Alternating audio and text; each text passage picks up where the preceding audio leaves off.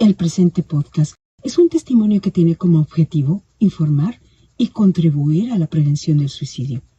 Se recomienda discreción. Si tú o alguien que conoces está pasando por una crisis de salud mental, te recomendamos solicitas ayuda a los teléfonos de emergencia de salud de tu localidad para recibir el apoyo que necesitas. Tu vida es importante. En la descripción de este podcast te compartimos algunos números telefónicos que podrían ser de tu utilidad. Todos podemos ser agentes de prevención del suicidio.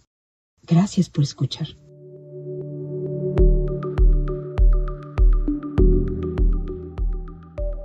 Bienvenidos a una nueva emisión de Mentalmente Sessions. Soy Julieta Rubio y es un placer estar con todos ustedes y dar continuidad a un tema que requiere de nuestra absoluta atención, la prevención del suicidio. Como lo hemos mencionado en repetidas ocasiones aquí en Mentalmente, prevenir el suicidio es una labor de todos los días, porque prevenir el suicidio es cuidar de la vida. El día de hoy nos sentimos muy honrados de contar con la generosa participación de Nora Andreu Serrano, psicóloga sanitaria, directora de Suriune Psicología y Logopedia. ¿Lo pronuncié bien, Nora? Perfecto, Suriune, sí. Ajá. Directora de Suriune Psicología y Logopedia. Nora cuenta con un máster en Psicología Clínica y de Salud, máster en Prevención del Suicidio, diplomado en Abordaje Integral de la Conducta Suicida, Prevención, Intervención y Postvención. Es miembro del Grupo de Intervención Psicológica en Emergencias y Catástrofes y es superviviente y sobreviviente de suicidio. Nora, muchas gracias por tu generosa participación. Muchísimas gracias a vosotras por contar conmigo. Bueno, antes que nada, nos gustaría recalcar algo que es tan importante, recalcar que en torno a la experiencia suicida cada caso es único, que cada historia es tan importante, por eso cada testimonio de los sobrevivientes y los supervivientes nos permiten aprender muchísimo, nos ayudan a prevenir el suicidio porque nos ofrecen una perspectiva única, tanto para el sufrimiento personal como desde el duelo por la pérdida. Así que este episodio va con todo respeto y nuestra máxima sensibilidad para todos aquellos que puedan necesitarlo. Nora, me gustaría empezar por algo que aún sigue siendo muy necesario aquí en Estados Unidos.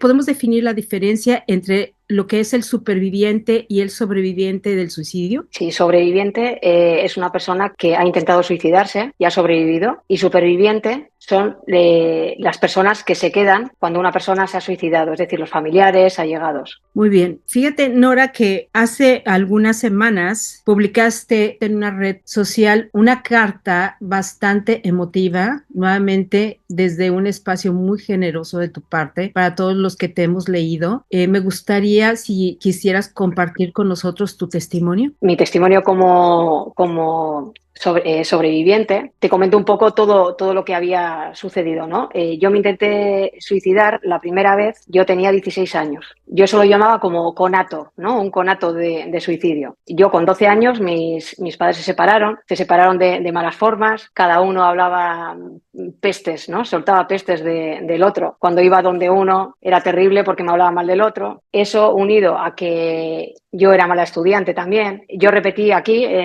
se llamaba segundo de BUP y CO, ¿vale? Segundo de BUP es como ahora, cuarto de la ESO, sería cuarto de la ESO. Claro, los estudios se me daban fatal y resulta que cuando yo ya tenía 14 años, era verano, el 30 de agosto, y yo estaba todavía durmiendo, era por la mañana, mi madre no solía dormir, se despertaba muy pronto, igual se despertaba a las 4 o 5 de la mañana, se ponía a planchar. Y resulta que un día, ese 30 de agosto por la mañana, me empezó a llamar por la mañana y yo le oí entre sueños, no sabía si era un sueño, y cuando me despierto la veo tirada en el suelo. Había sufrido un accidente cerebrovascular y todo pasó muy rápido, muy rápido. Vino la ambulancia y yo lo último que recuerdo era cuando estaba en el mirador de la casa. Era una casa de veraneo que teníamos en Cantabria, en el norte de España, y la recuerdo. El último recuerdo era cómo le metían en la ambulancia en la camilla. Estuve varios días sin poder verla, no me dejaron verla en casa. Antes de verla coincidió que estaban dando una peli, la de Alien, de Sigourney Weaver. Yo siempre le veía a mi madre como Sigourney Weaver, como muy fuerte, ¿no? Una persona muy fuerte. Y en esa película salía veía ella con el pelo rapado y me habían dicho que a mi madre le habían rapado el pelo. Entonces era como para hacerme un poquito a la idea, a pesar de que no me gustara mucho esa peli, ¿eh? Pero eso ya entre tú y yo. Y fui a verla y al de poco ya me dejaron ir. Y fue cuando fui al hospital, en la zona de la UBI, que se llamaba antes, la UCI, la Unidad de Cuidados Intensivos. Además, antes por lo menos era un pasillo con cristaleras a los lados, y recuerdo ir yo creo que estaba mi tío y creo que alguien más, y dentro estaba mi tía, la hermana de mi madre. Y recuerdo que giró la cama, mi madre intentó verme, la pobre sonreía también, los ojos se le iban, tenía el pelo completamente rapado, y yo de repente empecé a escuchar un pitido en los oídos y me caí redonda.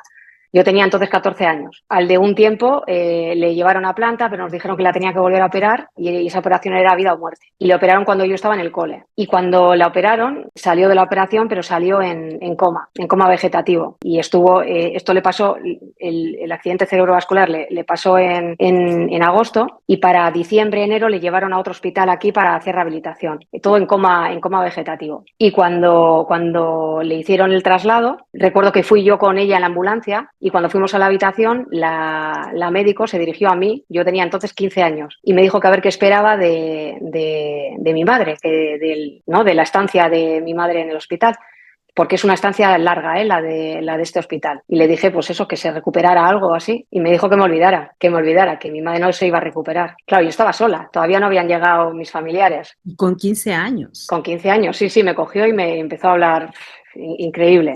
Y ya te digo, esas palabras se me quedaron. Pero efectivamente, mi madre ahí no recuperó nada. Empezamos a hablar con ella, nos inventamos porque ahora igual hay más cosas, ¿no? Pero recuerdo que empezamos a decirle el abecedario, en plan A, B, C, D, ¿no? Y ella cerraba los ojos cuando, yo qué sé, pues agua, por ejemplo, ¿no? Y era pues para poderle mojar un poco o así, ¿no? O si tenía calor. Bueno, y llegó el día, claro, cuando mi madre estuvo en el hospital, yo me quedé en casa de mi tía, que es como una segunda madre, ¿eh? Y con mis primas, y mi hermano se fue a casa de mis abuelos. Entonces nos separaron ahí. Y a pesar de yo estar, me sentía acogida, pero quieras que no, al final nos separaron. Y claro, yo no estaba viviendo tampoco con mi madre. Me cogió un día mi tía y me dijo que ya le iban a dar el alta. Y claro, yo no entendía nada tampoco. Entonces preparamos la casa, la nuestra, y bueno, cogieron una cama articulada, y en su habitación pusimos un sofá cama, que es donde iba a dormir yo, a los pies de la cama de mi madre. Teníamos habitaciones en casa, pero decidieron, sin contar conmigo, ¿no?, ponerme ahí. Claro, al final falta de intimidad y falta de todo, ¿no? Vinieron mis abuelos a vivir con nosotros. Claro, yo al final, es lo que comentaba, ¿no? Pasé de ser cuidada, ¿no?, a ser cuidadora también. Mi hermano se fue a vivir con mi padre. Yo, entre una cosa y otra, me hablaba con mi padre, no me hablaban, tenía relación, no tenía, era un poco estrés. El cole me seguía yendo fatal, y llegó el día que con 16 años ya no podía más. Y fue también, digamos, como el detonante, lo cual no quiere decir que sea la causa, ¿vale? Pero el detonante fue que mi padre me dijo para en Navidades ir a esquiar con su familia. Y claro, si decía que sí, en casa iba a haber bronca. Y dije, mira, pues lo más fácil al final, lo más fácil entre comillas, ¿eh? Pero nadie se enteró, y me ingresaron en el hospital y nadie se enteró, bueno, o nadie, ¿no? Nunca pronunciamos la palabra suicidio, ni intento, ni nada. Eso sí, después de estar ingresada me llevaron donde un psiquiatra, y nada, las cosas tampoco cambiaron, ¿eh? Continuó todo igual. Y luego ya el gordo, digamos, el intento gordo, yo había repetido el curso justo antes de hacer la universidad, de entrar en la universidad, y las cosas seguían igual en casa. Yo recuerdo que con mis amigas estaba contenta, y llegaba a casa y mi casa era como en blanco y negro. Yo la veía como en blanco y negro. No, era llegar a casa y como un bajón terrible. Y recuerdo las noches, claro, yo ten en cuenta que seguía durmiendo con mi madre. Entonces era momentos de, lo que digo, llorar para adentro. Claro, yo no tenía derecho a quejarme, mi madre era la que estaba mal. Mientras tanto, estuvo recuperando. Llegó a hablar, empezó a escribir con la mano izquierda. Le preparábamos la comida y ella también podía, ¿no? A veces sí que podía comer, depende de lo que fuera, pero siempre, al final siempre teníamos que llevar al baño, dependía de nosotros para todo. Y llegó el tema de lo de la universidad, tuve que hacer selectividad, saqué unas notas terribles porque yo había repetido ese curso, ¿no? Me fui al instituto nocturno, que la verdad es que fue una gozada porque no hacíamos nada y sacábamos notas, ¿no? Bueno, yo por lo menos, pero bueno, ahí empecé a interesarme por cosas que antes no me interesaban. Y resulta que teníamos un conocido en la uni donde hice yo la carrera que me enchufó. Y claro, yo hice psicología, que al final era mi objetivo en mi vida en ese momento. Pero claro, fue también como una presión, porque digo, ojo, era como mi sueño de toda la vida y resulta que se iba a hacer realidad. Y si realmente yo no valía para esto y si realmente me había enchufado y yo no merecía estar ahí. Entre eso, luego el grupo de amigas ese año se había dividido. Yo me quedé tampoco era un grupo muy grande, ¿eh? Yo me quedé con una chica y bueno, llegaron fiestas de Bilbao, que eran por lo menos, ¿no? Y son las mejores fiestas del mundo, que aquí los bilbaínos somos muy, muy grandes, ¿no? Y la noche del 16 al 17, que es cuando empezaron las fiestas, estamos hablando del año 97.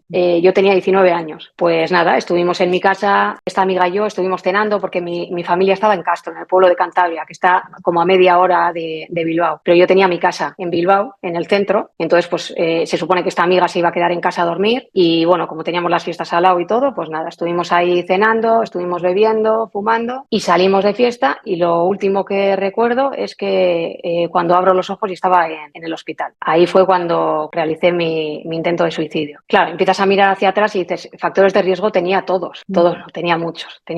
Nunca nadie me preguntó cómo me encontraba. Ya te digo, pero es que ni siquiera me lo planteaba yo, ¿eh? Llegaba un momento en el que estabas tan metida en el hoyo que es que ni te dabas cuenta que estabas. Es como la metáfora de la rana cuando la vas a cocer, ¿no? Que dicen que la metes en agua hirviendo y poco a poco va subiendo el calor. Llega un momento en que se cuece, se muere porque ni se da cuenta realmente que se está cociendo. Se está aclimatando a esa temperatura, ¿no? Yo creo que yo me aclimaté también y no me di ni cuenta, ni se dieron los demás también, ¿eh? O sea, quiero decir que yo por eso no puedo culpar a nadie, porque la primera que no me di cuenta fui yo. Yo no era capaz de pedir ayuda tampoco. Y muchas veces las noches eran malas, pero al día siguiente se veía la luz. Hasta que llegó un momento que las noches dejaron de ver luego la luz por la mañana. El día también era de noche y ya era un no poder más. Yo tenía el por qué lo tenía, ¿no? Cuando hablamos del suicidio, hablamos de los planes suicidas. Yo tenía el por qué, el cuándo no lo tenía, el cómo sí, el método lo podía tener. Y yo creo que al final eso se precipitó. Todo lo que ocurrió esa noche se precipitó porque realmente lo que pasó fue una auténtica chorrada. No fue algo que dices, o sea, lo ves desde fuera y dices,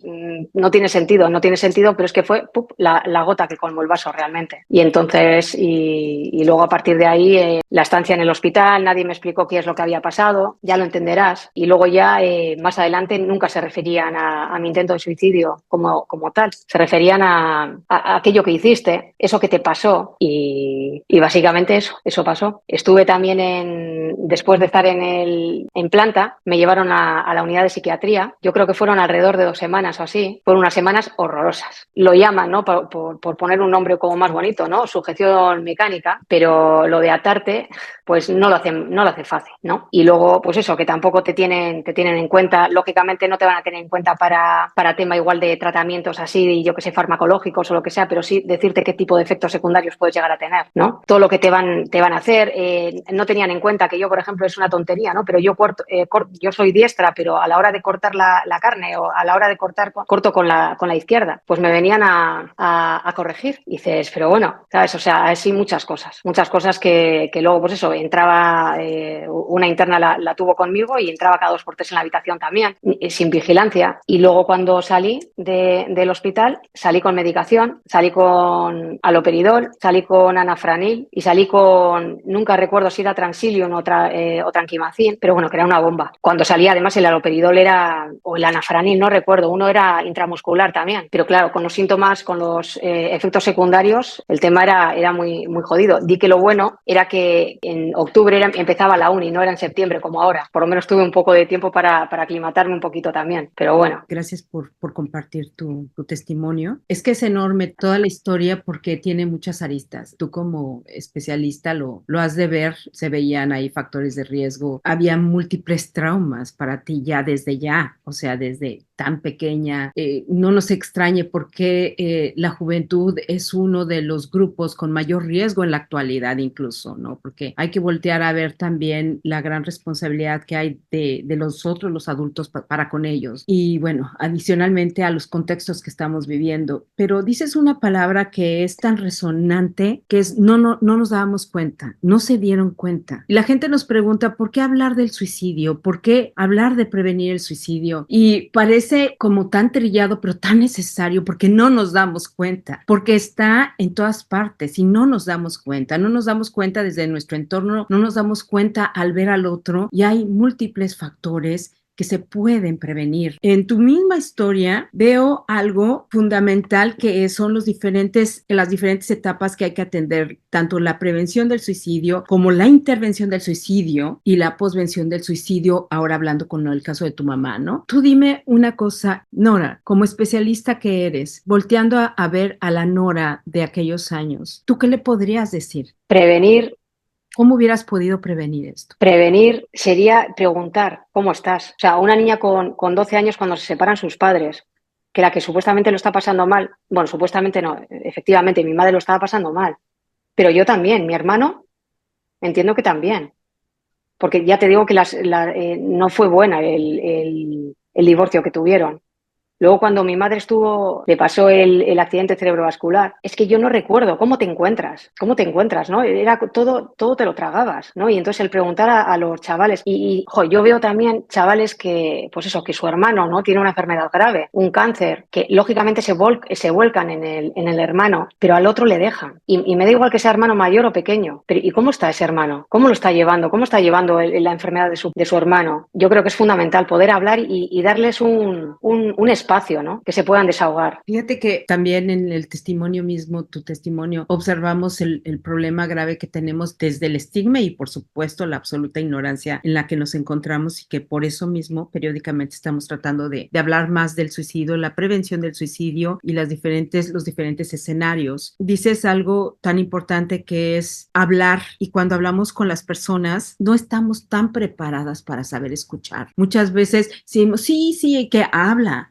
pide ayuda, pero ¿realmente estamos preparados para escuchar? También es otra parte que nos involucra demasiado. Lo que yo observo mucho con la comunidad acá, ¿no? Que de pronto estamos queriendo escuchar y tal, y a nivel familiar siempre se dice, sí, pero tú no deberías de sentirte así, no te sientas así. Y ahí viene la importancia de validar los sentimientos, ¿no? Puede tener razón o no puede tener razón una persona. En tu caso había múltiples razones, eran traumas, era una condición bastante desprotegida de tu persona. Hay personas que desvaloran algunos eventos en donde las personas atentan contra su vida y son para algunas personas insignificancias. Tú no sabes lo que significa algo para cada quien y ahí necesitamos agudizar muchísimo nuestra sensibilidad. Y viene la llamada de atención de decir, si realmente quieres escuchar, tal vez lo que tú quieres decirle es, me gustaría que no te sintieras así, pero lo que sientes es importante. ¿A ti qué te hubiera gustado? ¿Qué palabras te hubieran gustado escuchar? ¿Cómo podría ayudarte? Entiendo, ¿no? Lo que comentas, entiendo que te puedas sentir de esta forma, ¿no? Al final lo que dices, validar los sentimientos es fundamental. Y luego lo que comentas de escuchar, que es difícil, ¿no? Esta escucha activa y sobre todo tocar el dolor. Y muchas veces eso es más por la otra persona es más por nosotros mismos que por la otra persona. Quiero decir, cuando decimos, no llores, ¿no? A los niños, por ejemplo, las frases estas vacías, lo de eso, que hay más peces en el río, ¿no? Cuando una persona rompe con su pareja, incluso un adolescente, ¿no? Yo eso tengo mucho cuidado de no decírselo a mi hija. Uh-huh. Pero es, claro, si nos molesta a cierta edad y que no tiene sentido que te digan eso, pues en la adolescencia ni te cuento también. Hay muchas frases que es que no se deberían de decir. No digas tonterías, ¿no? Porque eso lo que dices es invalidar. Hay que validar la emoción. Luego, el acto que vayas o tengas pensado realizar, pues al final intentar buscar soluciones con la persona, ¿no? Intentar buscar recursos, ayudarle a buscar. Igual no tiene fuerzas, ofrecerte tú a acompañarle, pero claro, para eso realmente tienes que estar preparado tú como persona y bueno, que todos podemos ser agentes de prevención del suicidio, pero yo creo que es que al final nos falta muchísimo que hacer con la sociedad, ¿no? Al final, ¿no? Porque claro, yo también, yo cuando me encuentro con una persona que me manifiesta aquí en consulta que está pensando en suicidarse o tiene ideación y tal, yo me sigo asustando. Bueno, de hecho por eso me empecé a formar más también, porque o derivas como profesional, pero muchas veces hay veces que te lo cuentan cuando ya tienes un vínculo creado con la persona. Igual no te lo cuentan en la primera sesión. A veces somos los propios profesionales también los que tenemos miedo a preguntar, oye, ¿has pensado alguna vez en quitarte la vida? ¿No? Y es que muchas personas a veces sentimos alivio si eso te lo preguntan, ¿sabes? Porque dices, ostras, no, no soy tan raro, ¿no? No soy un bicho raro. Entonces, poder hablar del suicidio te quita el estigma y sobre todo es que, joder, al final ese estigma te crea sufrimiento, porque es que no, y ese sufrimiento crea silencio y al final es un bucle. Y por eso intentamos hablar. Septiembre, ¿no? Decimos que septiembre es el mes amarillo, ese es el mes sobre la prevención, pero es lo que comentábamos antes. Nosotros intentamos hacer este trabajo durante todo el año, durante todos los días, 24/7, porque es que una persona no se suicida solo un 10 de septiembre. Una persona no sufre un 10 de septiembre. Están los 365 días al año que puede ocurrir cualquier cosa. Entonces, además, desde muchos sectores de la población, ayuntamientos, educadores sociales, bomberos, policías, los colegios oficiales de psicología, también se deberían de meter mucho en el tema del suicidio y no solo el día 10 de septiembre. Es algo fundamental. Muchas veces hacen más muchas personas que igual los propios profesionales y que no es algo que sea solo de salud pública. Es un problema social. Siempre decimos, ¿no?, que el suicidio no es un problema individual, es un problema al final grupal, es de la sociedad. Y al final es un fracaso como sociedad, un solo suicidio. Sabemos que el suicidio cero, pues como los accidentes cero, ¿no?, de tráfico, son difíciles, pero joder, vamos a lucharlo, ¿no? Porque además tenemos que tener en cuenta que por cada persona que se suicida hay 20 personas que lo intentan, 20 personas más o menos. Y luego todas las personas que lo sufren, lo que hablamos, ¿no?, de los supervivientes, ¿no? Por aquí hay grupos de ayuda mutua para supervivientes. A los sobrevivientes algo yo creo que hay que hacer, porque a mí me lo piden también. No sé si grupos de ayuda mutua, pero sí no se les puede dejar de lado. No sé cómo estará allí el tema, ¿no? Pero yo tengo pacientes que han ido a urgencias y vuelven con blisters, y a casa. Les dan la palmadita y ahí te vas. O directamente gente que no va a urgencias teniendo una ideación grave de suicidio, porque dicen, es que yo tengo, de modo figurado, yo tengo la pistola y es que ellos me van a dar las balas. Si voy a urgencias me van a dar las balas. Es que todo no se soluciona con medicación. Yo tengo un brazo roto, me dan ibuprofeno para que se me pase el dolor, pero es que el brazo sigue estando roto. El ibuprofeno ayuda, pero no es suficiente y a veces no es necesario. Sí, este escenario que tú nos muestras es bastante dramático y aquí, lamentablemente, aunque somos primer mundo, no es la excepción. La situación es totalmente extrema. No hay estas medidas de intervención. Incluso estamos abogando para que haya capacitación, tanto el personal de emergencia como los bomberos, los de las ambulancias, los policías, porque de pronto tenemos un número que es 988, que ha sido un gran triunfo para haberlo logrado desde julio del 2022. Nosotros hicimos campaña PSA para difundirlo y tal, pero como comprenderás está en pañales porque todavía no está representando la ayuda que tanto se necesita. No hay como tu propia experiencia a las personas una vez que la ayudan y recuperan la vida, salen sin ayuda. Y buscar terapia o buscar a un psiquiatra es meses, o sea, no es semanas, son meses, si es posible, para que puedan tener siquiera una sola atención médica. Por eso es que como tú misma lo mencionas, todos los que hemos tenido tan de frente el suicidio, después del dolor tan grande que nos ha traído, nos ha invitado muchísimo a involucrarnos en esto, a capacitarnos, ¿no? Yo misma, de ser comunicadora social, por muchísimos años emprendí bastantes estudios ya de mindfulness, de neurociencia, y actualmente estoy graduándome de psicología transpersonal para tratar de ver de qué manera puedo estar contribuyendo y ayudando, porque ya a nivel familiar, a nivel personal y ya a mi comunidad, y más como te mencionaba en idioma español, en castellano, porque pues aquí la barrera del idioma es otro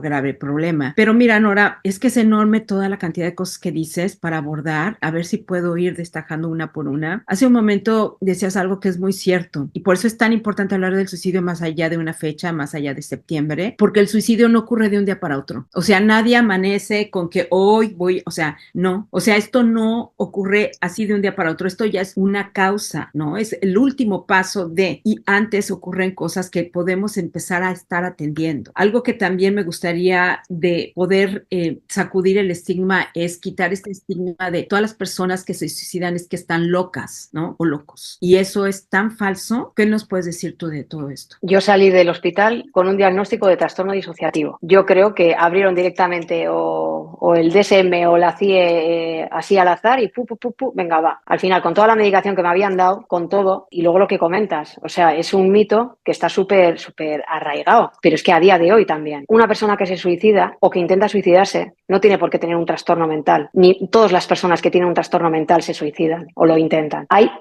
El suicidio es es multifactorial también, multicausal. O sea, no hay dos suicidios iguales. De hecho, Miguel Guerrero no habla de suicidio, habla de suicidios, ¿no? Realmente. Y es que es verdad. Claro, y de hecho, a mí muchas personas me dejaron de lado después de mi intento. Pues lo que dices, ¿no? ¿Cómo van a estar con una loca? Lo mismo se le pega algo. O incluso profesionales, ¿no? Que al final te tiraban igual cualquier cosa por tierra, pues claro, me había intentado suicidar y yo no tenía mi opinión o lo que yo decía no tenía validez. Claro, por eso yo tardé tanto en decirlo. De hecho, fíjate, en julio, creo que fue en julio, di una formación y bueno, me entrevistaron en un medio digamos que en papel, ¿no? En el formato papel, pusieron una cosa y tal, y mi tía, pues, lo mandó al grupo, ¿no? Y diciendo, jo, pues, fíjate, Nora, ¿no? Era formación sobre esto, sobre el tema del suicidio. Y le digo, jo, pues luego me han dicho que online van a poner algo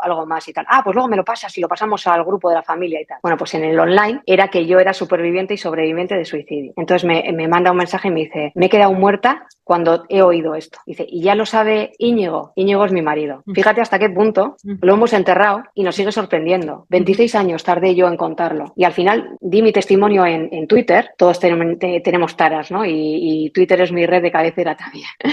Lo conté en Twitter la primera vez porque, pues como profesional, sé, y bueno, a nivel personal, sé que los testimonios, tanto de los supervivientes como de los sobrevivientes, son fundamentales, tanto para ayudar a las personas que están sufriendo como a los propios profesionales, ¿no? Porque una cosa es lo que pensamos nosotros y otra realmente lo que está viviendo la persona, y es fundamental. Y entonces yo en ese momento me sentía, ¿no? Porque hay personas que me dicen que qué valiente el testimonio, y yo creo que es más coherencia, hacer lo que predicas un poco. Yo, de hecho, me sentía muy hipócrita, ¿no? Al no verbalizarlo realmente, pero claro, yo tenía miedo. Y lo cual no quiere decir que ahora no lo haya quitado, ¿eh? Lo que pasa que veo más el beneficio que el coste a nivel personal y profesional. Yo pensaba que podía volver a haber profesionales que me dieran la espalda. Realmente no lo ha habido, por lo menos que yo lo haya visto, ¿no? Pero en cambio sí que ha habido personas que me lo han agradecido. Nunca pensé que mi testimonio pudiera llegar a ayudar a una sola persona, nunca. Y simplemente por el hecho de haberlo contado y que haya personas que me hayan dicho algo, ha merecido la pena. Aunque hubiera tenido yo consecuencias, ¿eh? Nora, pues nosotras por eso te conocimos.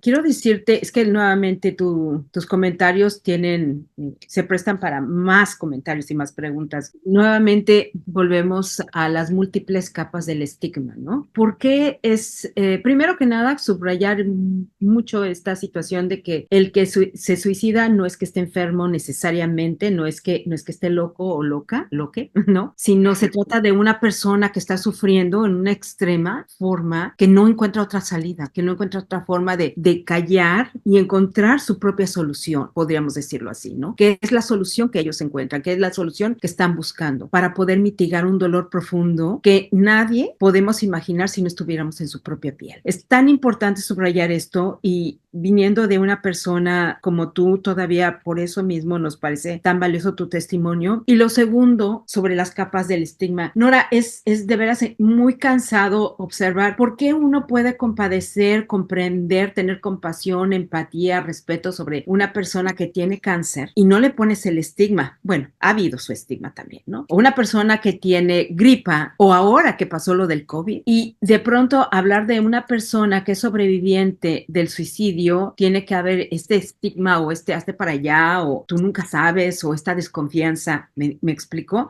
¿Por qué? Todavía necesitamos seguir aprendiendo, visibilizando y humanizándonos muchísimo, cada uno de nosotros. O sea, yo hoy por hoy te lo digo directamente y con toda honestidad. Yo, bueno, como te contaba, mi hermana y yo emprendimos este proyecto de Mentalmente, justo para encontrarle un para qué de tanto dolor, pero yo respeto profundamente profundamente a las personas que estén listas hoy para hablar de su historia y a las personas que no están listas. Y no porque no sean valientes, sino porque la sociedad no está preparada para un testimonio tan valioso como lo que ellos nos puedan dar. ¿Sí me explico? O sea, se le pone de por sí las cargas que ya traen un sobreviviente y agrégale que sí, porque no tienes valor o si tienes valor. No, por Dios, tú no tienes que cargar con la solución del mundo entero. Tú vas a hablar cuando tú estés listo o lista. O sea, ahí también viene nuestra comprensión, nuestra empatía sobre el otro y también sí viene el aplaudirte hoy por hoy porque estás cambiando muchas vidas, estás abriendo esperanza, estás humanizando y nuevamente estás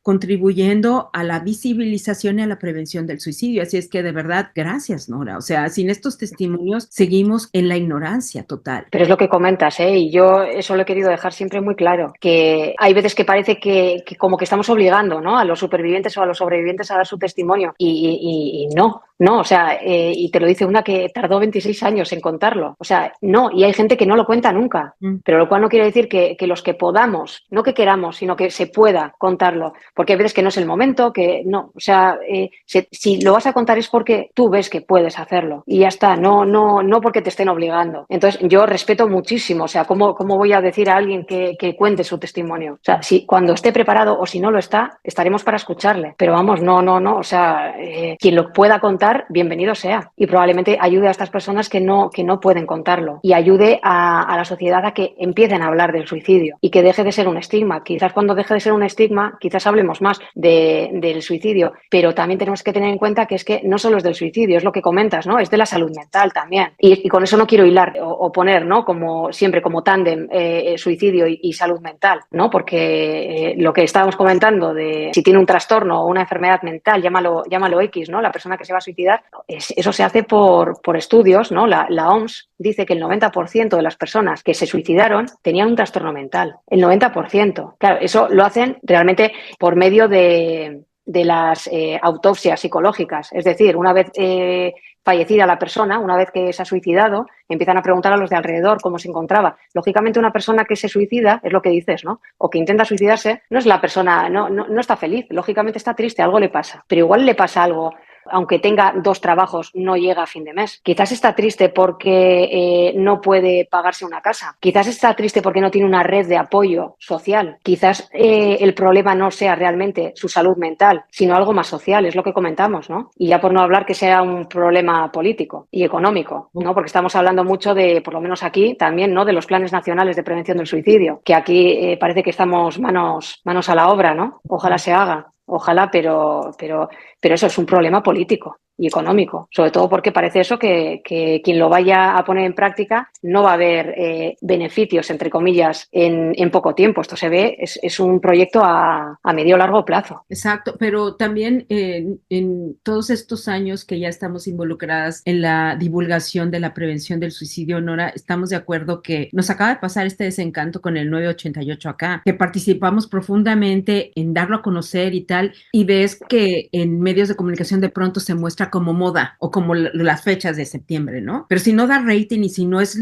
temporal, no es crónico, no es cronológico, o sea, ¿cuándo se habla de esto? ¿Cuándo es importante que lo sepa? Hay gente que sigue sin saberlo, ¿no? Entonces, a mí lo que me llega el pensamiento, porque de lo que se trata es crear esperanza también, no estar desesperanzados, sino ser conscientes, críticos y solicitar, ¿no?, toda esta clase de organismos que tienen el deber de intervenir, pero también de hacernos muy responsables como sociedad. Esto no va a ocurrir gracias a un solo factor, gracias a una sola institución, gracias a un solo organismo. Requiere de la participación de todos. Y algo que yo también digo profundamente es, no esperes a que pase en tu núcleo familiar o en tu grupo cercano, no lo esperes. O sea, cada día las cifras aumentan. Nosotros aquí no hablamos tanto de cifras, porque son terribles, pero no lo hablamos tanto porque igual que pasaba con el COVID, pueden ser 2, 100,000, 20,000, pero para una persona una pérdida es el universo mismo y eso merece respeto. Entonces, hablemos también un poquito de la esperanza, pero también de la enorme responsabilidad que tenemos cada uno de nosotros para que esto cambie, para que esto sea posible.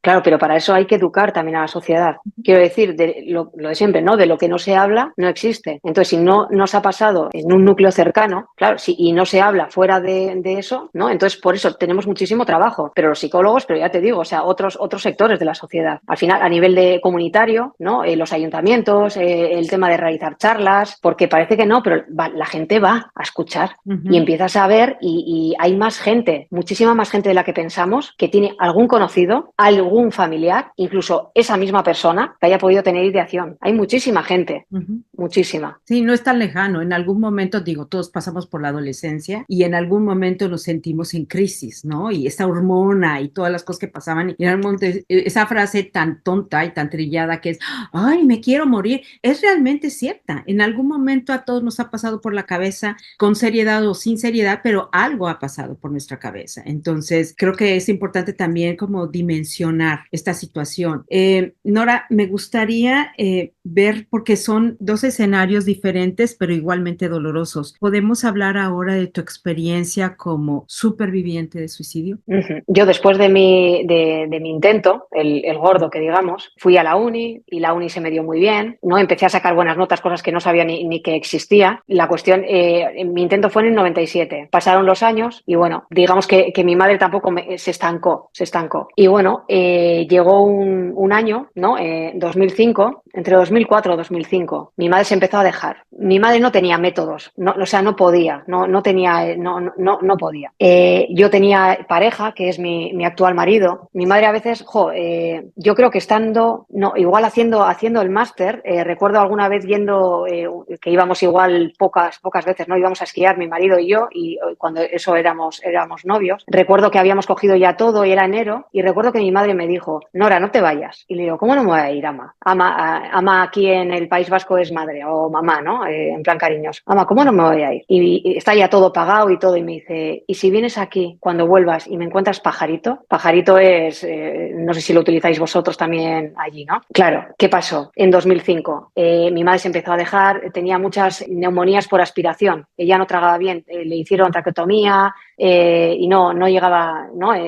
Los líquidos se le iban por otro sitio y estuvo ingresada varias veces por esta neumonía, ¿no? Mi madre se empezó a cambiar, dejó de comer, le empezó a salir lanugo, que se llama, ¿no? Que es vello corporal, vello en la cara también. Sus muslos eran como en mis muñecas. Recuerdo que una vez, yo creo que fue ese mismo año, en julio, iba a ir a Castro, a la casa de Cantabria, que te digo, ¿no? Que eran de mis abuelos, que era de mis abuelos. Mi abuelo me dejó las llaves y tal, y íbamos a ir con unos amigos. Yo ya tenía 26, 27 años. Y recuerdo que mi madre recuerdo que estaba con ella en la habitación y me empezó a decir, ella ya no era ella ya no se alimentaba, el cerebro no se alimentaba, entonces cambió completamente de personalidad, cambió radical. Y me dijo que a ver quién me creía yo que era, por irme a casa de mis abuelos. Y me pegó, creo que fue la primera vez que me pegó. Claro, yo recuerdo esa vez, claro, no me podía ir. Mis abuelos entonces ya no estaban en casa, estaba yo con ella. Claro, estaba en su habitación, claro, a mí lo que me salía era cerrar la puerta de golpe y que te den. Pero claro, yo tenía que preparar la cena, tenía que acostarla, tenía que ir al baño. Eso fue en junio. Mientras tanto, mi madre por eso dejó de hablarme, estaba enfadada porque a mi pareja le había tocado un piso de protección oficial. Yo creo que se sentía abandonada. Ya te digo, yo a pesar de haberlo vivido yo, esos factores de riesgo yo tampoco los llegué a ver y eran súper evidentes. Y resulta que me llamaron del hospital de Fuenlabrada, un hospital en Madrid, para que fuera a hacer una sustitución en agosto, ¿no? El 1 de agosto. Bueno, había estado antes en marzo, creo así, pero luego el 1 de agosto para estar ya hasta enero. Y hablé con mis abuelos, iban a haber venido a casa, pero ella no, me dijo que no, que iba a ir a una residencia de ancianos. Tenía 54 años, no había cumplido los 54 años y se iba a una residencia de ancianos. Además no en Bilbao, se fue a un pueblo que no podía ir a verles mis abuelos ni nada, porque mis abuelos no podían conducir ya. Bueno, mi abuela tenía Alzheimer en ese momento. Yo me fui a Fuenlabrada, fue a ella a la residencia sabiendo que era el mayor daño que me podía hacer. Volví el 5 de agosto, estamos hablando de 2005, porque mi intención era volver todos los viernes de Madrid. Estaba a 4 horas en autobús. Y resulta que el sábado 6 de agosto, y fui a recoger yo a mis abuelos, iba con el que era con mi marido, que no era mi marido todavía, de copiloto y detrás iban mi abuelo, que estaba sordo, y mi abuela que tenía Alzheimer. Y resulta que me dice mi marido que espere, o sea, que me estaban llamando por teléfono y era mi tía. Y paramos un momento y estaba hablando mi marido y me dice que es tu tía, que tu madre se ha muerto. Y recordé lo de, ¿y si me encuentras un día, pajarito? Yo ahí no le puse nombre de suicidio. Yo siempre dije que mi madre se había dejado, siempre. Y recuerdo esos momentos. Claro, no fui capaz de decirle a mi abuelo. Mi abuela no estaba, pero no estaba, ¿no? Estaba en una fase avanzada de Alzheimer. Mi abuelo estaba sordo, no había oído nada. Y lo único que fui capaz de decirle es que mi madre se había puesto muy malita, que era mejor volver a casa. No pude verbalizarlo a mis abuelos, a mi abuelo. Y les llevé a casa de nuevo. Y lo que hacían los de la residencia era venga a llamar para que vinieran los de la funeraria a llevarse el cuerpo, porque daba mala imagen. Mi hermano estaba de vacaciones, entonces, mi hermano estaba fuera. Estaban mi prima, yo recuerdo ir a la funeraria con mi marido, con mi prima con el que es ahora marido, ¿no? Y recuerdo hacer la esquela, o sea, recuerdo todo, ¿no? Bueno, pero entiendo que como cualquier muerte, quiero decir. El año pasado realicé este curso no, digamos el pasado, realicé el máster en prevención del suicidio, que me costó mucho hacer, bueno, a nivel de tiempo también, que me encantó porque era algo que necesitaba hacer para entender cosas, para entenderme a mí, pero también sobre todo, ya te digo, como un suicidio no es igual que otro, ¿no? Para entender a las personas, ¿no? Para saber qué hacer y qué no hacer. Y pude ponerle nombre al suicidio de mi madre, porque realmente el suicidio de mi madre fue un suicidio y se llamaba suicidio silencioso. Y fue como quitarme una venda, que yo siempre dije que mi madre se había dejado, que además yo decía que se había suicidado en vida, porque fue como poco a poco, pero lo de quitarte la venda fue como un rayo de luz cegándote los ojos para poder abrirlos otra vez, porque claro, realmente estabas cegada antes, ¿no? Con la venda. Es algo que nunca lo he contado a mi familia, porque nunca, mi familia yo creo que tuvo vergüenza con mi intento de suicidio y siempre se cayó, ¿no? Siempre nos callamos, o sea, porque yo también, yo te lo estoy contando a ti, pero yo enfrentarme a mi familia todavía es complicado. Yo todavía no les he podido decir lo del tema de mi madre, porque primero sé que lo van a negar, lo sé, por lo menos mi tía, y yo le entiendo, le entiendo y sé que igual no es el momento ni siquiera igual hablarlo, ¿no? Porque yo realmente para mí fue, no voy a decir sanador, ¿no? Pero sí el poner nombre a algo que no tiene, ¿no? Como es el suicidio, es por una parte un golpe, ya te digo, de realidad, pero por otra es como un alivio, ¿no? Porque yo al final con mi madre pasé varios duelos. Primero, cuando le pasó la enfermedad, cuando se iba a quedar así, y luego cuando falleció, lógicamente, y luego cuando le puse nombre. O sea, hace un año y pico fue cuando pasé mi último duelo también. Qué fuerte, Nora, porque para todos los que todos los que somos supervivientes del suicidio sabemos que hay un dolor que nunca se va a acabar, ¿no? Hay un dolor que solo el tiempo lo va a transformar, que hay muchas preguntas que se quedan sin respuesta, que hay muchos porqués que nunca serán contestados, que hay sensaciones, afortunadamente no en mi caso, pero hay sensaciones para muchos otros de culpa de si pudieron haberlo hecho mejor. Y también hay unos hubieras, ¿no? Y si hubiera, y si hubiera, y si hubiera, y el hubiera nunca existe. Entonces, en torno al suicidio, la realidad es que hay mucho dolor. Hay mucho dolor para todos los que estamos involucrados en un evento como este. Mira, yo cuando hablo con mi intento, el dolor, digamos que fue antes, ¿no? Antes de realizar el intento. Después fue otro tipo de dolor. Con mi madre, además tú ten en cuenta que no me hablaba en ese momento con mi madre. Estábamos enfadadas. Con mi madre el dolor vino después, un dolor brutal. Arrasador, te arrasa, te coge todas las entrañas, es un dolor súper fuerte, súper fuerte. Y lo que dices, ¿no? La culpa, bueno, es brutal la culpa. Lo que dices, ¿no? No se llega a ir, ni el dolor. Se va mitigando en ocasiones. Bueno, aprendes a ser feliz a pesar de que no esté ella, ¿no? Yo tuve, y a veces todavía, siento enfado, siento rabia también, tristeza, por supuesto. Y cuando veo a mis hijas, digo, joder, mi madre además era súper niñera, ¿no? Le encantaban los críos. Digo, joder, con lo que hubiera disfrutado, ¿sabes? Entonces, cuando veo cosas de las crías, digo, si llegas a estar aquí, porque bueno, yo sigo a veces, ¿no? Hablo con ella como, no, porque hay veces que igual me pasan cosas buenas en la vida y digo, parece que es como mano de mi madre, ¿no? Que me ha intentado llevar como por este camino o así, ¿no?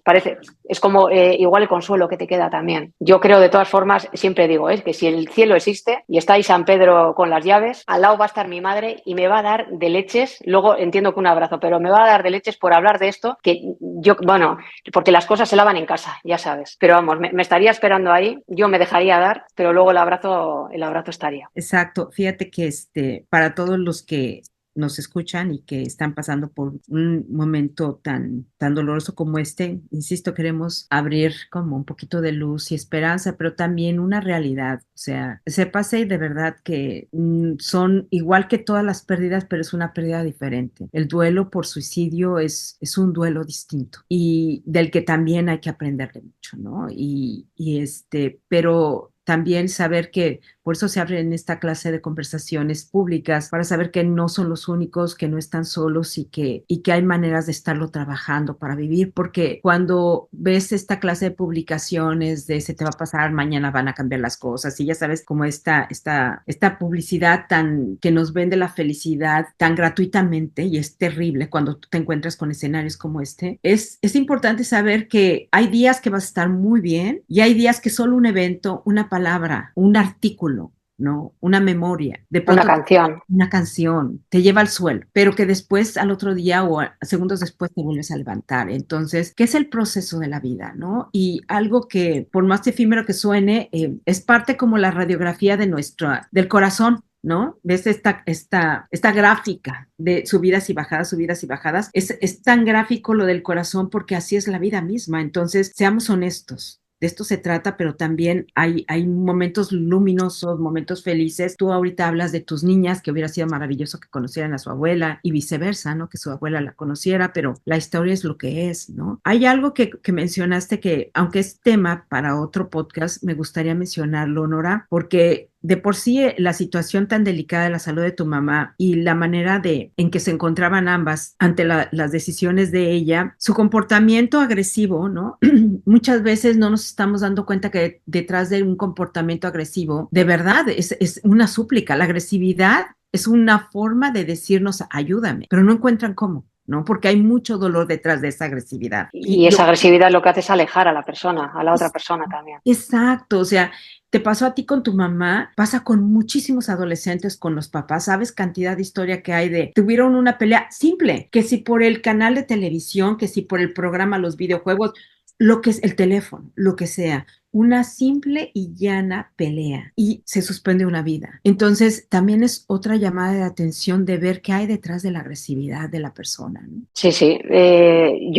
Mi madre, ya te digo, yo creo que la sensación de quedarse sola, ¿no? Y esa impotencia yo creo que igual se llegó a sentir en segundo plano también, no sé, ¿no? Y que yo ya había elegido también parte de mi vida. Yo llego a pensar incluso que su suicidio fue también como para apartarse. O sea, claro, da para mucho, ¿no? Que pensar también, ¿no? Y llegas a pensar que dices, igual es para que no tuviéramos, entre comillas, cargas. Exacto. ¿Sabes? Como lo llegas a pensar, o sea, como que lo hizo por nosotros también, no lo sé. Pues también, por ejemplo, lo del tema de cuando le estalló el aneurisma que tenía en aquel verano del 92, ella ese verano tenía que haber ido a Venezuela a operarse y dijo que no nos quería joder, esas eran sus palabras, que no nos quería joder el verano, ¿sabes? Entonces, claro, ¿sabes lo que te digo? Que yo pienso que cambió su personalidad, que se había vuelto también, además, ¿no? Como más egoísta, ¿no? Pero realmente igual incluso pensaba en no lo sé. Y si hubiera, ¿no? Todas las preguntas que te quedan, que no vas a responder, que no las vas a poder nunca responder, que es lo que vas intentando aceptar, ¿no? En todo este tiempo también, que cuesta, ¿no? Porque a veces vienen los fantasmas otra vez. Uh-huh. Es lo que dices, ¿no? Hay veces que sí, que tienes más que días enteros, ¿no? Porque yo creo que los momentos de felicidad son momentos, más que un estado, ¿no? Al final. Y tienes momentos malos, momentos, ¿no? Pero yo, por ejemplo, en todo esto, no te voy a decir que mañana no tenga ideación, pero no he tenido, ¿sabes? O sea, yo ahora tengo dos personitas que la mayor ya es persona más que personita, que son las que me hacen empujar, ¿no? Por seguir. Tengo mi trabajo, pero mi trabajo y luego el tema de la prevención del suicidio, que ya no es solo algo a nivel profesional, es algo a nivel personal, ¿no? De hecho, empecé a nivel personal. Mi marido me dijo, fíjate, cuando me iba a presentar cuando me apunté a al máster, me decía, pero ¿tú por qué lo haces? Y le digo, porque quiero. Y me dice, ¿pero te va a dar algún beneficio? Recuerdo que me decía beneficio económico. Y le digo, es que yo no lo hago por beneficio económico. Lo hago por... Me dice, ¿te va a traer esto más pacientes? Le digo, ¿cómo que más pacientes? Le digo, es que a uno que me venga, quiero saber cómo puedo ayudarle. ¿Sabes? Es como, porque si no, ya te digo, o sea, yo lógicamente no soy experta en todo, ni muchísimo menos, ni lo quiero ser. Pero hay personas que me vienen y derivo. Pero es que en estos casos, que muchas veces... que tenga esa libertad para sentir que me puede contar que ha realizado un intento o que tiene ideación suicida, a mí me cuesta mucho, ¿no? De dejarle entre comillas, porque lógicamente derivaría a alguien donde no, pero es que lo que te comentaba también, hay veces que te lo cuentan al de meses, ¿no? Y surge todo esto. Cuando ya has creado un vínculo brutal con la persona. Sí, ves que ni siquiera pueden ponerle nombre. Fíjate, dijiste una frase que es tan importante, pero por más trillado que parezca, desgraciadamente para algunos de los testimonios y cartas que dejan algunas de las personas que deciden suspender su vida, es ese que lo hacen por dejar de ser una carga. Sí. Es algo muy común, muy común. Uh-huh. Yo creo que es algo que es importante ponerle mucha atención, ¿no? Porque nunca es que el que dejen de existir va a dejar de ser una carga, se convierte en una carga mayor. Y como bien lo decíamos, la pérdida de uno es la pérdida de toda la sociedad. Es como esta frase de por quién doblan las campanas, ¿no? Doblan por todos. Fíjate que tenemos preguntas bien importantes de la comunidad que te quiero leer, y de ahí se van a desprender otra clase de comentarios. Hay testimonios bien bonitos y bien importantes. De verdad, cada uno de ellos, de antemano, gracias a la comunidad por mandarnos esta información. Y bueno, como siempre, ellos son los protagonistas también de nuestro podcast.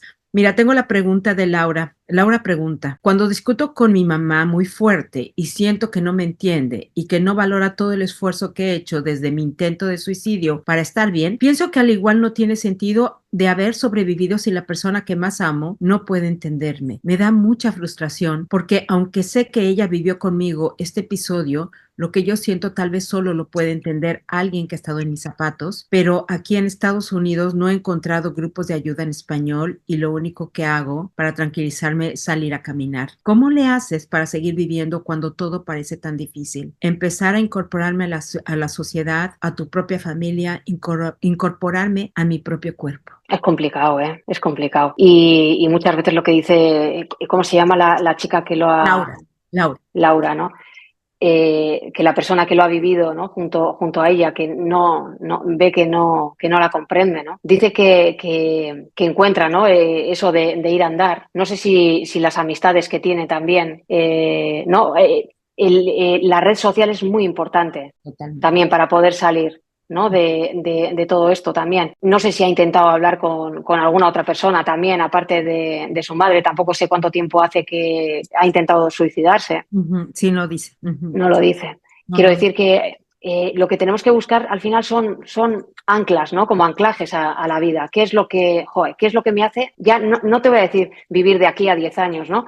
De hoy para mañana, ¿no? Marcarnos como objetivos y objetivos que sean viables, ¿no? Pues el simple hecho de levantarte de la cama todos los días cuando estás hecha mierda, eso es un paso increíble, ¿no? Pero hay veces que los familiares, por más que intentan ayudarnos, ¿no? Es lo que comentábamos antes de las frases estas vacías, ¿no? Nos pueden llegar a hacer más daño también. Y entiendo que ahí tampoco tenéis, grupos de ayuda de supervivientes tampoco tenéis, ¿no, Julieta? No hay suficientes. No, lamentablemente no hay suficientes y se necesita mucha preparación, porque, ¿sabes una cosa?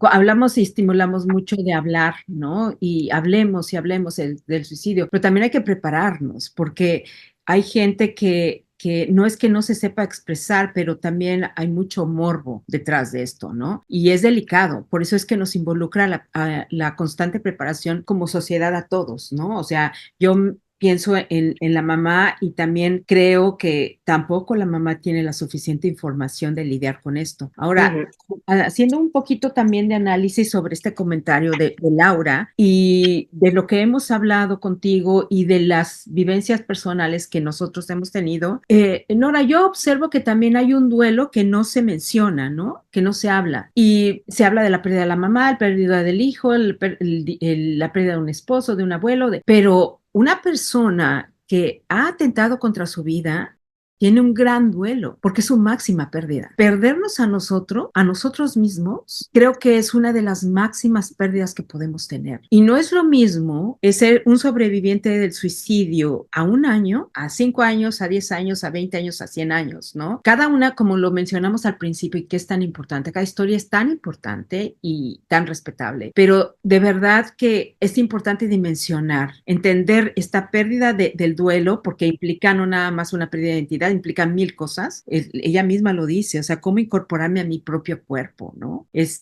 Y entender que es un proceso que requiere de días y requiere de tiempo y requiere de recursos, ¿no?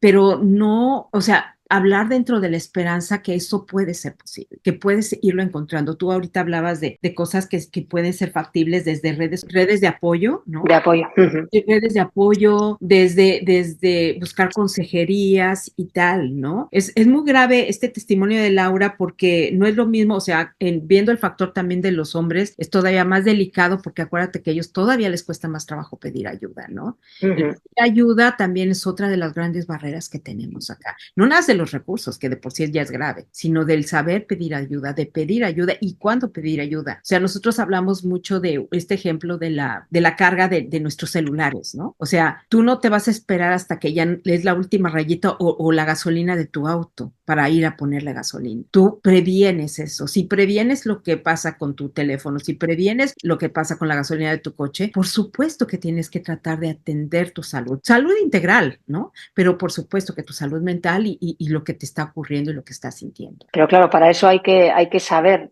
hay que educarles y educar a la sociedad al final desde que son pequeñajos. Exacto. Quiero decir, o sea, al final el tema de las emociones, de habilidades sociales, ¿no? Porque al final las habilidades sociales es lo que te puede llegar a permitir también pedir ayuda. Pero claro, si no hacemos introspección de cómo nos sentimos, es lo que te decía de lo de la rana. Al final es que no nos damos cuenta de cómo estamos, pero llega un momento que es que no te puedes levantar de la cama, ¿no? Y es cuando ya llega un momento que explotas. Y por ejemplo, la chica que comentabas ahora también, ¿no? Después de un intento, el haber realizado un intento es un factor de riesgo también para volver a realizarlo. Digo porque a mí también me ocurrió, quiero decir, después del gordo, quiero decir. Y luego lo que comentabas también lo de esta chica, ¿no? Lo de eso, tiene que mirar el tema de las redes de apoyo también. Y luego lo que decías de la madre, que eso es que al final igual no está preparada. Si no se habla de un tema, al final es esa forma de hablar con su hija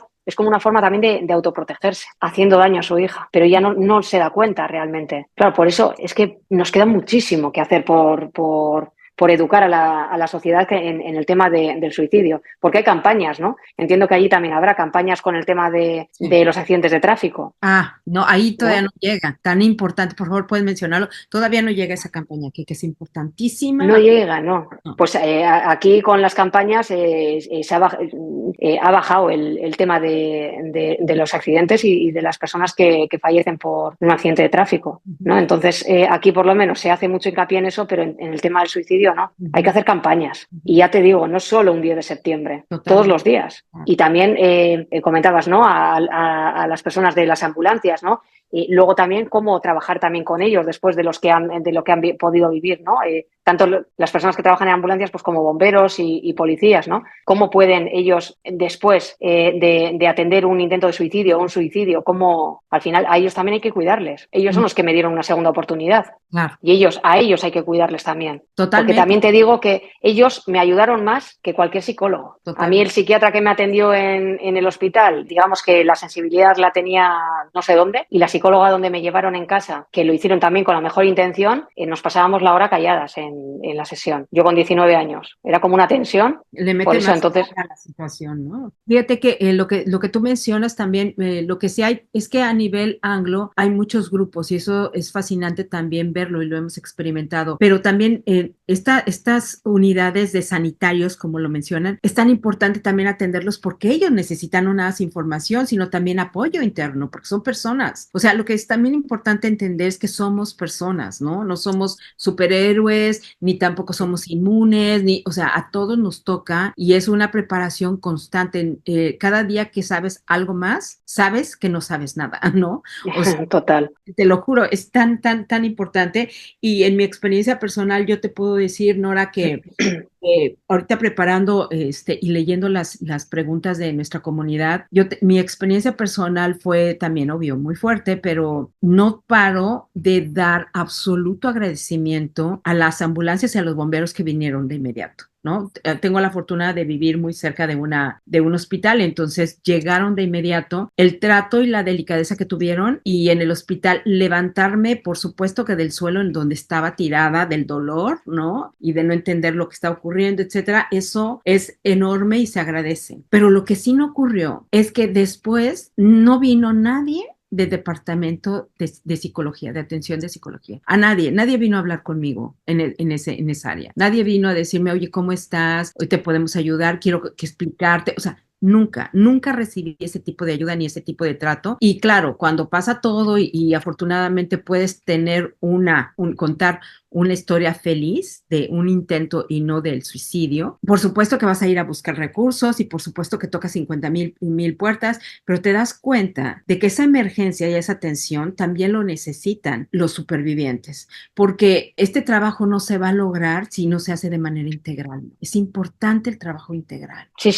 es lo que te comento. Al final el suicidio no es algo que pertenezca a salud mental, que parece que siempre, ¿no? se ha metido en ese cajón. Cada vez estamos cada vez se ve más obvio, ¿no? Ah. Que estamos todos los agentes implicados. Y no solo eso, educadores o policías o bomberos, no. O sea, la persona que pasa ahora por aquí detrás también puede ser agente de prevención. Pero es lo de siempre, ¿no? Pueden existir señales de alarma. Por ejemplo, en mi caso había, pero nadie las vio, ni yo misma las vi, ¿no? Y hay veces que hay personas que lo hacen en silencio, que no hay ni señales de alarma también, ¿no? Porque muchas veces diciendo que existen siempre esas señales de alarma, creamos más culpa todavía en los supervivientes, porque el cómo no lo vi, ¿no? Yo puedo contar mi caso, que también te digo cómo no lo vi, a toro pasado, ¿no? En ese momento no lo vi yo, no lo vio mi tía, no lo vio mi tío, no lo vio el médico de la residencia, no lo vio el médico que le atendía en las neumonías, tampoco me vieron a mí como estaba, yo tampoco lo vi, pero por lo menos lo que te digo, de educar a la sociedad en esos factores de riesgo, en esas señales que no tiene por qué aparecer, pero bueno, pero si aparecen, oye, te veo un poco, te noto más triste, ¿te pasa algo? ¿Te puedo ayudar? O, oye, nos vamos a tomar un café y charlamos un rato. O sea, es un simple gesto de esos, ¿no? Que ayuda un montón y sobre todo escuchar sin juzgar, ¿no? Lo que comentaba esta chica, ¿no? Lo de sentirte juzgado es brutal, es lo que al final te hace callar, ¿no? Y te hace callar 26 años, por ejemplo, en mi caso. Ok, tenemos, mira, Raúl pregunta, estoy cumpliendo 5 años como sobreviviente de suicidio y vivo ansioso y estresado como toda la gente en la actualidad. Estoy dejando poco a poco la medicación con ayuda de mi psiquiatra y sigo en terapia psicológica, pero cuando pasa por mi cabeza perder a mi esposa, me da mucho miedo porque pienso que la vida me va a castigar, quitándomela muy pronto por el simple hecho de que yo haber intentado suspender mi vida hace 5 años. Lo hablo con ella porque es un pensamiento que me trae mucha angustia. Sé que sentimiento de culpa, ¿qué puedo hacer? Comentarlo con su psiquiatra. Quiero decir, esto al final tampoco le puedo comentar yo, porque está claro que siente como que merece ser castigado, ¿no? Por lo que estás comentando también, porque parece que si su vida está empezando a mejorar o no, pero es que yo he realizado un intento y por algún lado me tiene que venir de vuelta, ¿no? Pero claro, son casos muy personales que yo no conozco la historia tampoco y tampoco puedo comentarlo, ¿no? Pero hay algo que sí sabemos, que la culpa siempre busca castigo y entonces por supuesto que eso también, entender el contexto, ¿no? de la historia particular y también pues entender que justo la persona que atenta contra su vida no necesariamente lo hace a propósito, o sea, difícilmente lo hace a propósito. O sea, es que cuando se dice que el suicidio es un acto libre, ¿no? Es un acto deliberado, de poner fin a la vida de uno mismo, yo eso me chirría mogollón, ¿no? Claro. Porque al final, ante un sufrimiento, ¿no? Siempre se suele decir, ¿no? Se hace como el símil de una casa incendiándose, o lo del 11M también, ¿no? Lo del 11S, perdona. La gente tirándose por la ventana. La gente lo está eligiendo realmente, libremente saltar. Al final está viendo la muerte en su casa, porque se está incendiando, o en el edificio, y la única salida que ve es la ventana. ¿Qué es lo que sucede cuando se nos está incendiando nuestra casa, que somos nosotros? No vemos otra solución. Claro, lo que tenemos que intentar desde fuera es ayudarle a encontrar otras soluciones, realmente, ¿no? Buscar recursos también. Porque, claro, estamos con una visión túnel que no vemos más allá. Pero no vemos más allá porque es que nos estamos quemando completamente. Entonces, poder apagar ese fuego, ¿no? Poder volver a crear esa vida que merezca ser vivida, es difícil, pero se puede hacer. Pero para eso, ya te digo que se necesita no solo que la sociedad haga algo también, pero ya te digo a nivel político también, ¿no? Voluntad política, eso es brutal, eso es lo que se necesita, ¿no? Porque al final, si se crea lo que te digo, estos planes, el plan de prevención al final también es para llevar todo esto a la comunidad, a los pequeños barrios también. Sí, totalmente. ¿No? Empezar a educar. Tú hablas del teléfono, ¿cuál era el vuestro? 988. Aquí tenemos el 024, que funciona de aquella forma también y que muchísima gente no lo conoce, ¿sabes? Se podría haber creado una campaña más que llegue a todas las personas. Hay muchas personas a las que he dado formación que no conocen el 024. Sí, fíjate que esa es la importante, la difusión, nuevamente la difusión, la divulgación. Mentalmente tenemos como esa tarea y pueden nuestra comunidad revisarlo en los diferentes posts que ponemos, sobre todo en Facebook e Instagram, lo pueden ver, bueno, también en LinkedIn, lo pueden revisar. Viene el mensaje de la prevención del suicidio y posterior, en el mismo video y no nace en el grosso del texto, vienen los diferentes números que hay de ayuda en diferentes partes del mundo. Cada día estamos incorporando uno nuevo, porque como todo esto es muy global, ¿no? Y la comunidad de habla hispana no nada más, empezamos con la gente de aquí en Estados Unidos, pero ahorita nos están escuchando en otras partes del mundo y de pronto necesitan ayuda. Ya incluimos obviamente los de España, Costa Rica, Chile, Argentina, nos han mandado los números de Francia y de Inglaterra, porque hay comunidades de habla hispana allá que también necesitan hablar desde su propia cultura, en su propio idioma. Entonces, cada día lo hacemos, ¿no? Y mentalmente está preparando también un directorio para poderles acercar mayor ayuda de manera más rápida, porque como tú bien lo sabes, Nora, cuando uno está en crisis, no tienes tiempo ni siquiera para estar buscando en Google ni en ningún lado, ¿no? Entonces, ¿cómo facilitas también las cosas? Entonces, es parte de la labor, pero yo creo que todos los días todos podemos contribuir un poquito más en esto, ¿no? Entonces, doy paso ahora a la pregunta de Jaime. Tengo un amigo que cometió la indiscreción de comentar mi intento de suicidio durante una fiesta y aunque sé que no lo hizo con mala intención, sino para desahogar su dolor y lo impresionado que estaba, no midió las consecuencias de cómo otras personas se empezaron a comportar conmigo y me lastimó mucho. No solo el juicio de los demás, también la etiqueta que me pusieron dudando de mis capacidades profesionales, suponiendo muchas cosas en vez de acercarse a mí y preguntarme cómo estoy o cómo podrían ayudar. Aún todavía sigo lidiando con la confianza que le tengo a ese amigo y obvio al grupo de mis amigos. Nos pregunta, ¿no? Es un testimonio, ¿no? Realmente. Testimonio. Es que es muy duro, ¿no? Al final confiar en una persona y que, ¿no? Algo tan íntimo y al final que te sientas así de traicionado, ¿no? Y sobre todo que tenga las consecuencias que dices que ha tenido también. Así es. Remitimos a lo que hemos venido platicando durante todo el podcast, la información para sensibilizarnos más cuando hablamos, ¿no? O sea, porque es importante hablar, pero hay que saber hablar. Y algo que también es importante es nos involucra a todos los organismos, a la sociedad entera y a los organismos, porque los medios de comunicación también no siempre contribuyen de la mejor forma, ¿no? Entonces, sensibilizarnos, aprender, educarnos. Lo que comentas de los medios de comunicación, aquí hay unos profesionales, unos periodistas muy buenos, hay otros que la cagan como en todos, ¿no? Pero lógicamente hay pautas, ¿no? Hay decálogos, ¿no? A la hora de informar sobre los suicidios, ¿no? Y lo que comentas tú, que estáis haciendo vosotras en vuestro podcast, ¿no? Que siempre hay que contar los recursos que hay. Después de una noticia de alguien, ¿no? Que alguien se ha suicidado, primero que un suicidio de una persona anónima no es noticia, que nunca hay que comentar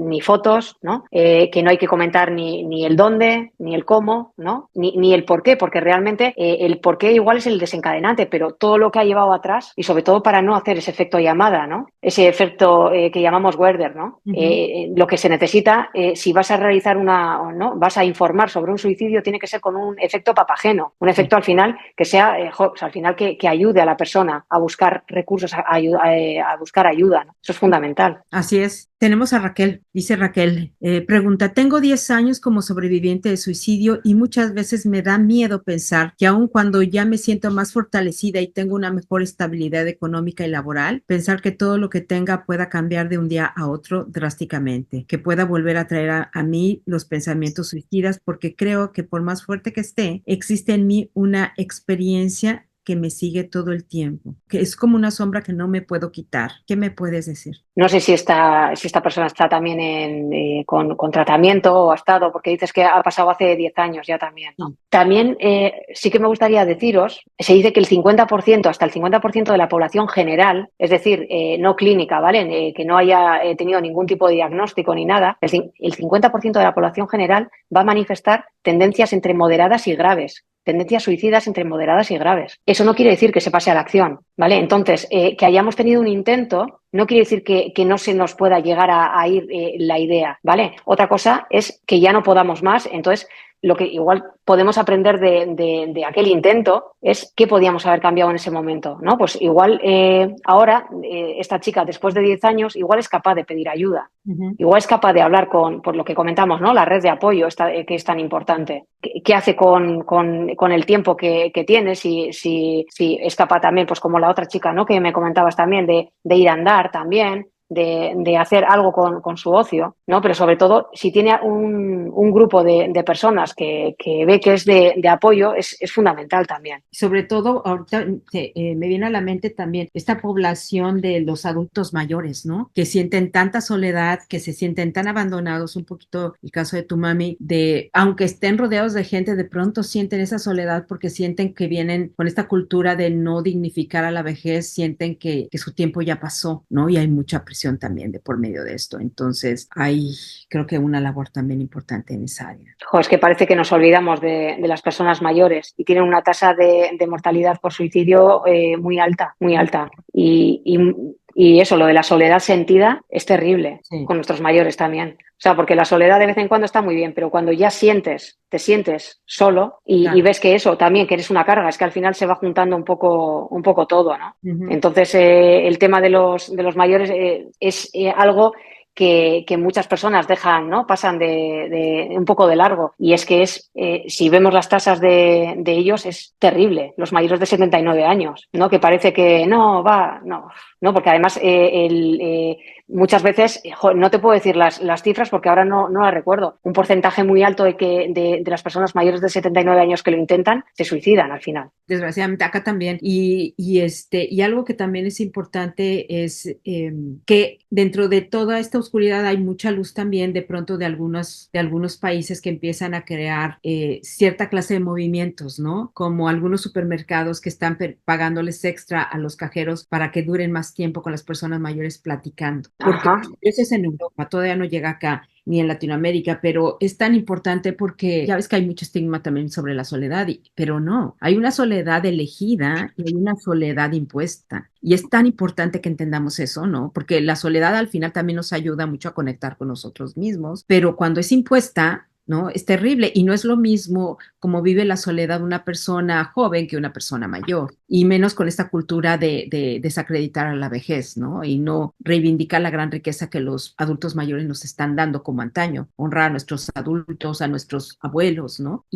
Pero hay este movimiento que no recuerdo ahorita el país, me encanta esta iniciativa. Hay otra iniciativa, la semana pasada también se dio a conocer que están entregando ramos de flores a los ancianos, sin por qué. O sea, como para alegrarles el día, ¿no? Entonces creo que pues, podemos también invitar poco a poco a crear, quien tenga grandes iniciativas y quien tenga creatividad, que también crear esta clase de iniciativas que puedan ayudar a esta población. Los médicos de atención primaria, ¿no? Muchas veces las personas mayores van simplemente para hablar también, o a las farmacias, ¿no? Y se quedan ahí y pasan el rato charlando también, porque necesitan al final a alguien con quien hablar. Tan importante. Es que al final el contacto humano es básico, ¿no? Básico. Silvia pregunta, tengo 3 años como sobreviviente de suicidio. En mi caso, uno de los disparadores para que yo intentara suspender mi vida fue que el psiquiatra que tenía entonces me subió un medicamento y me bajó otro drásticamente de un día a otro. A mí me daban pastillas para la depresión, para la bipolaridad, para dormir y pastillas para la ansiedad. Al mismo tiempo tuve una operación y tomaba Vicodin y el diagnóstico que tenía entonces era de bipolaridad, ansiedad y depresión. En la actualidad, afortunadamente, tomo una dosis baja de pastillas para la depresión y la ansiedad porque mi diagnóstico real es trastorno de estrés postraumático porque sufrí de abuso sexual cuando tenía 7 años. Pasé más de 10 años sobremedicada y mal diagnosticada y sobre este trauma nunca fui a terapia. Salud, salud. Gracias. Y solo veía al psiquiatra a distancia de los hechos. Me hubiera gustado tener un terapeuta que hubiera conocido más de mi historia y no me hubiera medicado tanto desde el principio hasta saber qué era lo adecuado en mi caso. ¿Qué piensas tú de los medicamentos según tu experiencia? Los medicamentos según el momento, ¿no? Al final un medicamento tiene un cuándo, un cómo y un para qué, y un hasta cuándo, realmente. No todo el mundo necesita una medicación, no todo el mundo tiene un diagnóstico, ¿no? Porque parece que nos encanta poner etiquetas, ¿no? Y hay veces que cuando vas a urgencias o lo que sea, no, es que esta es bipolar, no, es que esta tiene el trastorno disociativo, no, es que esta, ¿no? Y parece como que entonces tu sintomatología o te la has creado tú o te tienen menos en cuenta. La medicación, cuando es necesaria, bienvenida sea. Es como la cesárea, ¿no? Las cesáreas. Si corre en riesgo, ¿no? Si corre en riesgo la vida del bebé o de la madre, bienvenida sea, pero mientras sea un parto natural, pues siempre va a ser mejor, ¿no? Entonces la medicación también, lógicamente, tiene que estar controlada. El trastorno bipolar es un gran factor de riesgo también de conducta suicida, ¿no? Pero la cuestión es que esta chica Silvia había sido, ¿no? Habían abusado de ella sexualmente cuando era pequeña. No sé si le habían visto en la historia o yo qué sé, ¿no? Pero está claro que hay veces que cometemos errores, ¿no? Los que estamos al otro lado de la mesa. Y no nos damos cuenta que repercute muchísimo en la otra persona, ¿no? Sobre todo estas etiquetas de las que mencionas, porque dentro de un congreso justamente con uno de tus colegas en España, dentro de la psicología humanista, él decía algo bien importante. En la actualidad, una persona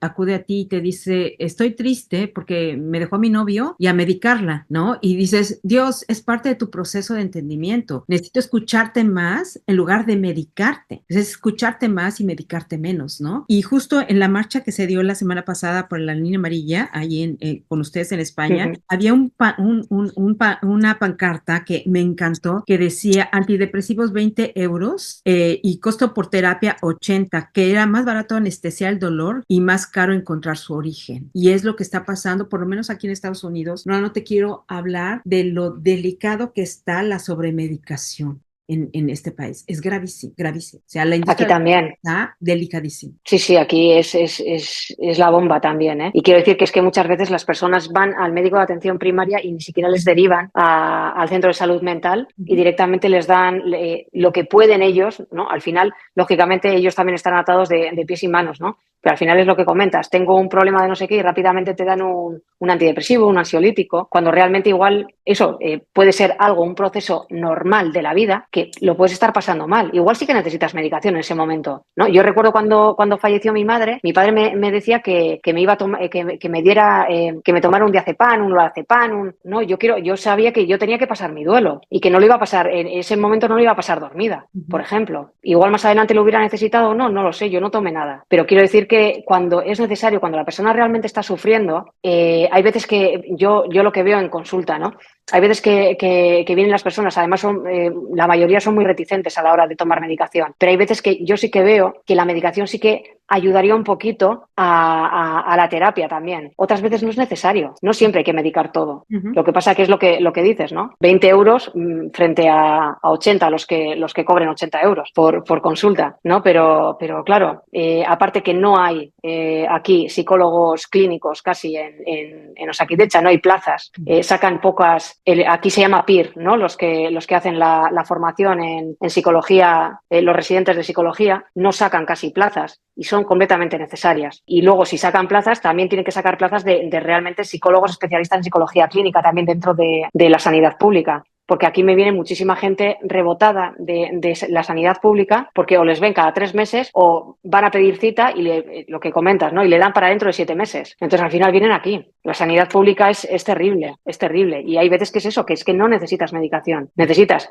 terapia o simplemente esto es parte de la vida. Igual necesitas un acompañamiento en un duelo, por ejemplo, ¿no? Pero hay veces que dices, es que lo estoy pasando muy mal. Y dices, puede ser algo natural. Lo que pasa que muchas veces es que tachamos o intentamos negar ciertas emociones, ¿no? Dices, hay veces, de hecho, incluso los propios psicólogos hablan de emociones positivas y negativas, cuando realmente no es cierto, ¿no? Hay emociones desagradables y agradables. Pues a mí estar triste, pues igual no me apetece, pero se muere alguien cerca, se me muere mi gato y sé que lo voy a pasar mal. Y es, entre comillas, lo normal estar triste, ¿no? Entonces, no hay que negar esas emociones. De hecho, la peli, la de Inside Out, lo dice, ¿no? El tema de las emociones también. Muy acertado. Son fundamental.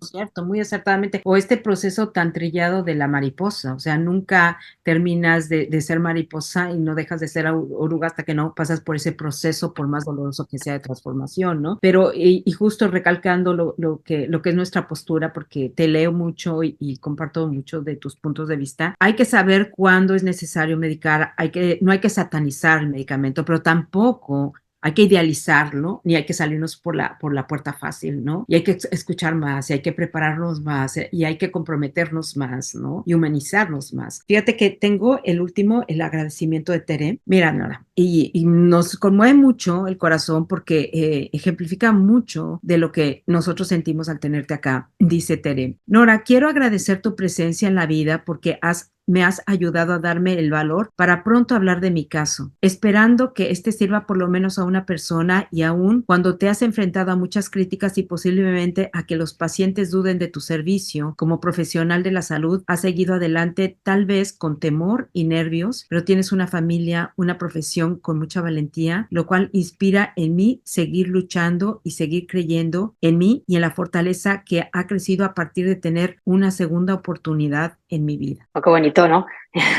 Literalmente.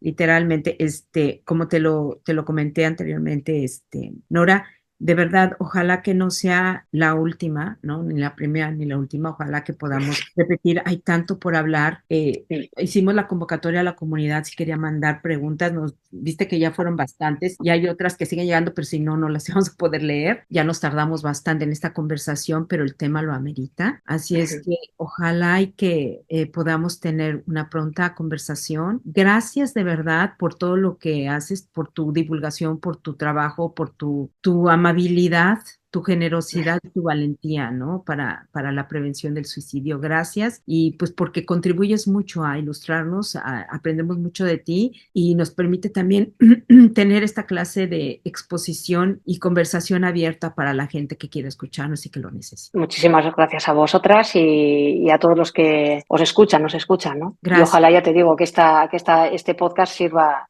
ya te digo, con que sirva para una persona, más que satisfecha. Igual también nosotros, con este compromiso es que estamos realizando esta labor y queremos pues dar un poquito de luz a las oportunidades que pueden existir y a motivar a seguir cuidando nuestras vidas, ¿no? Nuevamente, gracias Nora por tu generosidad. Gracias a nuestra comunidad por escucharnos. Recordemos que la vida se cuida todos los días y juntos podemos prevenir el suicidio. Hasta pronto.